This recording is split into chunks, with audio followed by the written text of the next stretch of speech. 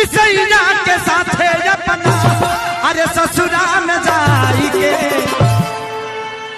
लड़का कहता कि बताओ तू अगर लाइव वैसे धोले रहतू तो बर्दाश्त हो जाई।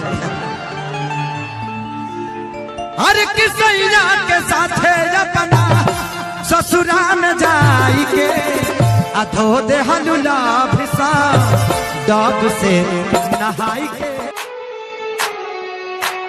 जहाँ जाइबे पढ़ न पाइबे, जहाँ जाइबे पढ़ न पाइबे, छौड़ी तोरा पहन दे बउगे पढ़ ल।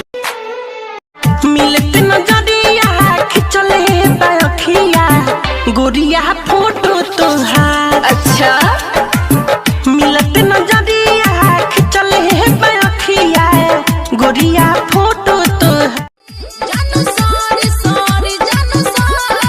गे छोड़ी यहाँ तू फोन नहीं के लही, गे छोड़ी यहाँ तू फोन नहीं के लही। यादव जी का बेटा हूँ मैं बात करूँ ना जाले, यादव जी का बेटा हूँ मैं बात करूँ ना जाले। घर से भागे जाके राजा करेला कमाई ससुरा में झेलिले सितम।